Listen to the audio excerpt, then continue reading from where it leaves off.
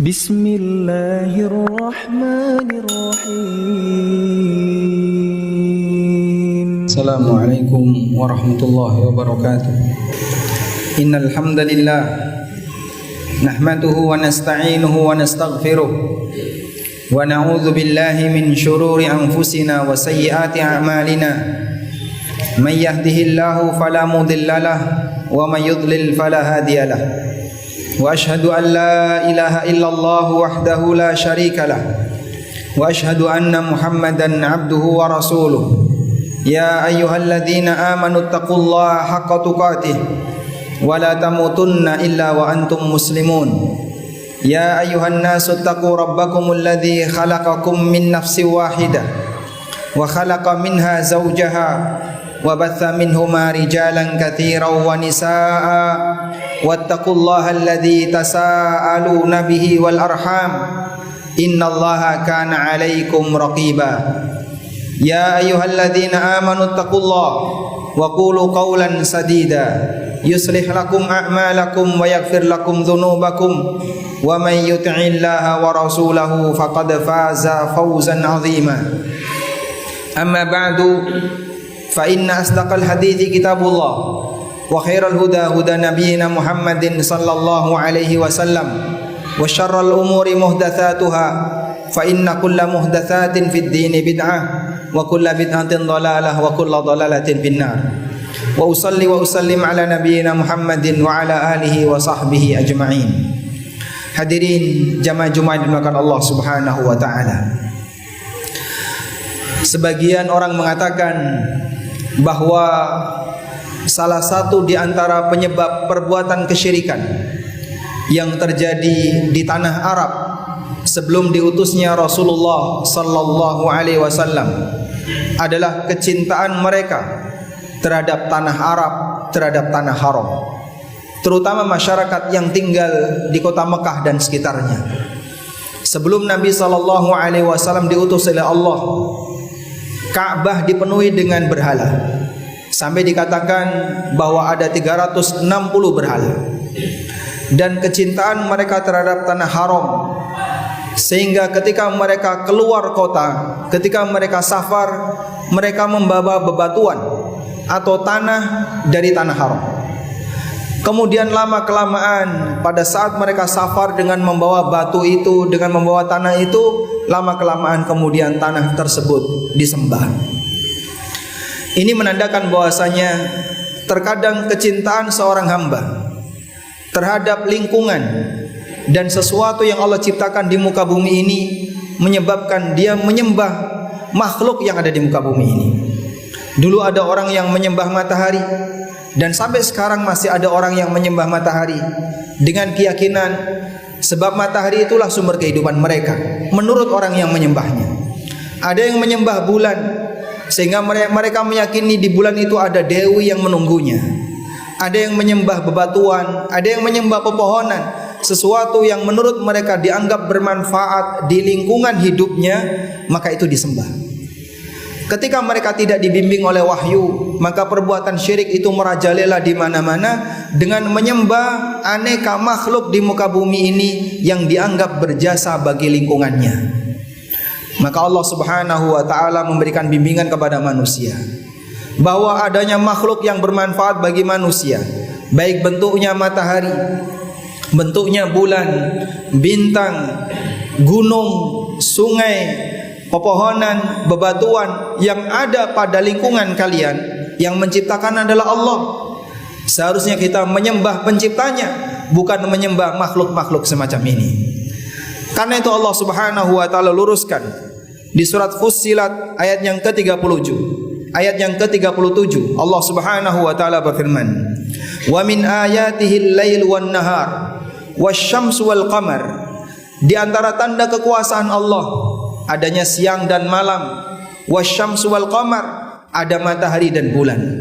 Lalu Allah Subhanahu wa taala ngasih peringatan, la tasjudu lisyamsi wala lil qamar. Oleh karena itu janganlah kalian sujud kepada matahari dan bulan. Wasjudu lillahi alladzi khalaqahun. Namun sujudlah kalian, sembahlah, menyembahlah kalian terhadap zat yang telah menciptakannya. in kuntum iyyahu ta'budun, jika kalian hanya beribadah kepada Allah semata. Karena ada praktek pelanggaran yang dilakukan oleh manusia, mereka merasa kita layak berterima kasih kepada alam. Ketika mereka merasa layak berterima kasih kepada alam, mereka menyembah alam. Ada yang menyembah gunung, ada yang menyembah bukit, ada yang menyembah sungai, dan seterusnya. Latar belakangnya karena mereka merasa kita sudah banyak mengambil hasil dari alam. Kita hidup dari alam. Kita mendapatkan banyak hal dari alam. Maka sebagai bentuk rasa terima kasih kita kepada alam, kita sembah alam. Ini kan nggak masuk logika, Pak. Cuman itulah salah satu di antara sejarah kesyirikan yang terjadi di zaman Nabi SAW. Maka Allah menyinggung dalam Al-Quran sebab pelanggaran ini ada di tengah masyarakat. Sehingga ada di antara mereka yang menyembah A, menyembah B, dan seterusnya. Karena mereka punya keyakinan kita perlu berterima kasih kepada alam dengan memberikan sesembahan kepada alam. Dan bentuk sesembahan mereka terhadap alam itu berwarna-warni. Ada yang bentuknya dengan memberikan sajen berupa binatang sembelihan. Ada yang bentuknya dengan memberikan sajen berupa makanan. Dan di masa silam seperti itu sudah sering terjadi. Sehingga ada makanan di dekat berhala, ada makanan di dekat pohon keramat, dan seterusnya. Dan tafsir yang disampaikan oleh para ulama tentang arti dari sesembahan Uzza, salah satu di antara berhala yang disembah oleh orang musyrikin adalah Tuhan Uzza. Seperti apa itu Uzza? Sebagian ulama mengatakan Uzza adalah pohon keramat, sebuah pohon yang dimuliakan, yang dianggap pohon ini telah banyak memberikan jasa. Lama-kelamaan kemudian dijadikan sebagai cagar budaya, lalu di atasnya dikasih gubuk, kemudian disembah orang sajen di sana. Mungkin kalau bahasa kita, pohon yang dianggap bermanfaat bagi masyarakat adalah pohon yang rindang. Di situ banyak orang berteduh, banyak orang yang berkumpul, akhirnya dikeramatkan kemudian disembah. Syirik itu terjadi secara bertahap, sebagaimana Allah menyebut bahwasanya godaan setan itu khutuwatus syaitan, terjadi karena langkah-langkah setan, setahap demi setahap. Karena itulah jamaah yang dimuliakan Allah Subhanahu wa taala, kita diberi oleh Allah alam yang luar biasa. Ada yang bentuknya gunung, ada yang bentuknya lautan, ada yang bentuknya sungai, dan aneka alam yang lain termasuk pepohonan. Maka seharusnya kita wujudkan rasa syukur terhadap alam yang telah diberikan oleh Allah dengan mensyukuri Allah, menyembah Allah. Dialah zat yang memberikan itu kepada kita, bukan kemudian dengan menjadikan alam itu sebagai Tuhan. Yang ini adalah kebiasaan buruk yang dilakukan oleh orang musyrikin. Kita mohon kepada Allah, semoga Allah kasih bimbingan kepada kita untuk menjadi hambanya yang istiqamah di atas tauhid. Aqulu qauli hadza wa astaghfirullah. Alhamdulillahi wa kafa, wassalatu wassalamu ala rasulil mustafa wa ala alihi wa sahbihi wa mawala. Wa ashhadu an la ilaha illallah wahdahu la syarikalah, wa ashhadu anna Muhammadan abduhu wa rasuluh. Ya ayyuhalladzina amanu taqullaha haqqa tuqatih wa la tamutunna illa wa antum muslimun. Kaum muslimin yang dimuliakan Allah taala, sejarah itu berulang. Yang berbeda hanyalah waktu dan pelakunya. Sehingga kalau dulu itu pernah terjadi, sangat mungkin kejadian yang sama berulang di zaman kita. Dan realita bisa kita lihat di lapangan. Ada orang yang dia punya keyakinan bahwa kita sudah banyak mengambil hasil dari alam, maka kita perlu berterima kasih kepada alam. Lalu bagaimana wujud rasa terima kasih itu kepada alam? Mereka lakukan aneka ritual dalam rangka untuk memberikan sesajian kepada alam. Perlu diingat, alasan logikanya sama. Terima kasih kepada alam, lalu memberikan sesajian kepada alam. Mungkin bentuknya saja yang beda.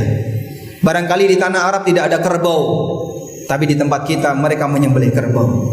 Sehingga dilakukanlah aneka dekahan. Sedekah bumi, sedekah kampung, bukan diberikan kepada fakir miskin, karena sasaran ketika itu diberikan bukan orang, tapi makhluk yang dianggap sebagai penunggu daerah itu. Ada yang bentuknya sedekah bumi sajen ke gunung, ada yang bentuknya sedekah lautan, Ada yang bentuknya sedekah di sungai, lalu mereka balut dengan istilah merti. Ono sing jenenge merti desa, ono sing jenenge merti kali, ada yang namanya merti. Sebenarnya budaya dilakukan tidak ada masalah. Tapi kemudian ketika itu diiringi dengan keyakinan, ini yang jadi masalah. Sebab keyakinan itu yang namanya akidah hanya boleh bersumber dari agama, bukan dari budaya. Ketika orang menjadikan budaya itu sebagai sumber keyakinan, berarti budaya dianggap sama dengan agama. Dan penyebab terbesar kenapa orang berbuat kesyirikan, karena mereka telah menjadikan budaya sebagai agama. Karena itulah dulu pada waktu para nabi diutus oleh Allah, orang-orang yang menjadi pemuka masyarakat di situ, mereka mengingkari sang nabi dengan alasan membela ajaran leluhur yang sudah menjadi budayanya.